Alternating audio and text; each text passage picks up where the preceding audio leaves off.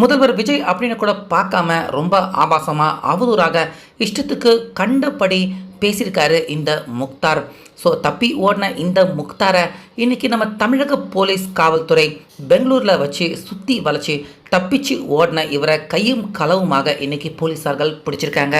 அது மட்டும் இல்லாமல் கிட்டத்தட்ட 3 பிரிவுகளில் குண்டாஸ் வழக்கு இவர் மேலே பதிவு செய்யப்படலாம். அது மட்டும் இல்லாமல் கிட்டத்தட்ட 20 வழக்குகள் இவர் மேலே ஃபைல் பண்ணுறதுக்கான வாய்ப்புகள் இருக்குது அப்படிங்கிற மாதிரியான தகவல்களும் பார்த்தீங்கன்னா இப்போ வெளியாகிட்டு இருக்கு.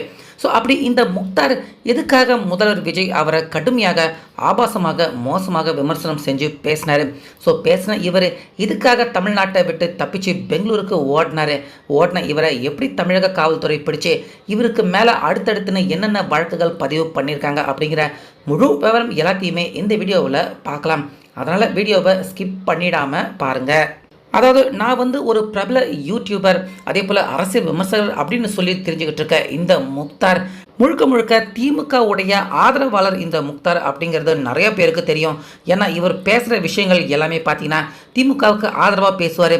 திமுகவுக்கு யாரெல்லாம் பிடிக்காதோ அவங்க எல்லாரையுமே கடுமையாக விமர்சனம் பண்ணி பேசுறதுல முதல் இடத்துல, முக்கியமாக ஆபாசமாக மோசமாக பேசி பேசி திமுக எதிர்ப்பாளர்கள் அவங்க எல்லாரையுமே கதறடிக்கிறதுல இந்த முக்தார் கை தேர்ந்தவர் அப்படின்னே சொல்லலாம். உதாரணத்துக்கு முதல்வர் விஜய் அவர் இதுக்கு முன்னாடி அவர் சிஎம் ஆகிறதுக்கு முன்னாடி நிறைய இடத்துல தொடர்ந்து பார்த்தீங்கன்னா முதல்வர் விஜய் அவரை கடுமையாக விமர்சனம் பண்ணியிருக்காரு இந்த முக்தார்.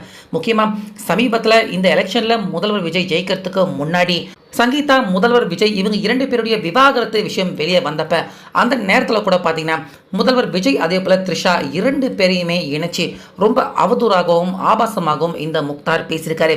அது மட்டும் இல்லாமல் கரூர் சம்பவம் ஒவ்வொரு முறையும் முதல்வர் விஜய் அவர்கள் மாநாடு போடுறப்ப இப்படி தொடர்ச்சியாக நிறைய இடங்களில் முக்தார் பார்த்தீங்கன்னா திமுக அவங்கள குளிர்விக்கிறேன் அப்படின்னு திமுக ஆதரவாளராக கம்ப்ளீட்டாக முழுக்க தன்னை வெளிப்படுத்திக்கிட்டு முதல்வர் விஜய் அவர் கூட்டம் போடுற அந்த எல்லா இடத்துக்கும் போய் அங்கே இந்த பிரச்சனை அந்த பிரச்சனை தற்குறிகளாக இருக்கிறாங்க, எல்லாரும் எப்படி ஓடுறாங்க பாருங்க, எப்படி கீழே விழுறாங்க பாருங்க அப்படின்னு தொடர்ந்து பார்த்தீங்கன்னா முதல்வர் விஜய் அவரை அட்டாக் பண்ணி நிறையா விமர்சனம் பண்ணியிருக்காரு. அதில் பல விமர்சனங்கள் எல்லாமே பார்த்தீங்கன்னா ஆபாசமான பேச்சுக்களோட தான் இந்த முக்தார் விமர்சனம் பண்ணியிருக்காரு.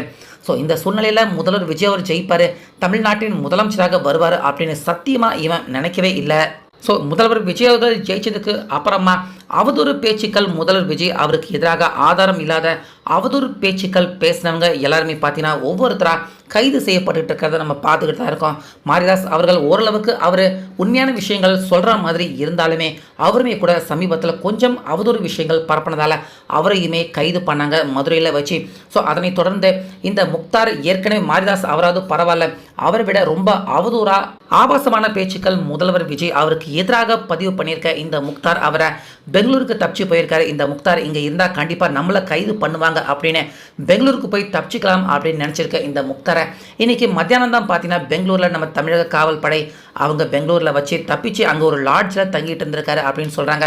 அந்த இடத்துல வச்சு இந்த முக்தாரை கைது பண்ணி இப்போ சென்னைக்கு கூட்டிகிட்டு வந்துட்டு இருக்காங்க.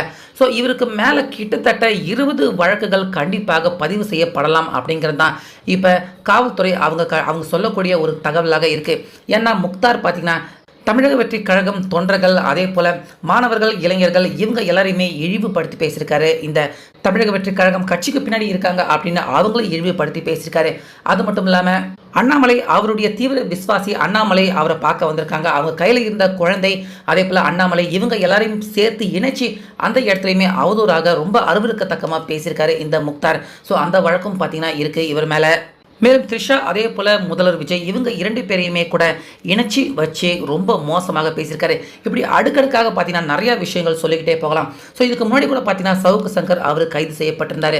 அவர் இந்த அளவுக்கு முக்தார் மாதிரி ரொம்ப மோசமாலாம் பேசலை.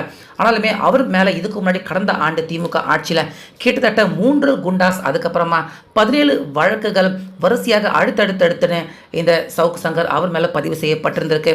ஸோ அதே கேட்டகரியை விட ரொம்ப மோசமாக வராரு இந்த முக்தார். ஸோ இவர் மேலே நிச்சயமாக ஒரு 4-5 குண்டாசாவது நிச்சயமாக போடுறதுக்கான வாய்ப்பு இருக்குது. அது மட்டும் இல்லாமல் கண்டிப்பாக 20க்கும் அதிகமான வழக்குகள் இவர் மேலே பதிவு செய்து நிச்சயமாக இவர் அடுத்தபடியாக வெளியே வர முடியாத அளவுக்கு நிறைய இன்னல்கள் சந்திக்கிற மாதிரியான ஒரு நிலைமையில தான் இப்போ முக்தார் அவரை தள்ளப்படுறதுக்கான வாய்ப்பு இருக்குது. அந்த அளவுக்கு இவர் மோசமாக பேசியிருக்காரு. கருத்து சுதந்திரம் அப்படின்னு பெண்கள் எல்லாரையுமே ரொம்ப ரொம்ப ரொம்ப ஆபாசமாகவும் அசிங்கமாகவும் பேசியிருக்காரு. ஸோ அந்த மாதிரியான வழக்குகள் எல்லாமே பார்த்தீங்கன்னா நிறையா பெண்டிங்கில் இருக்குது.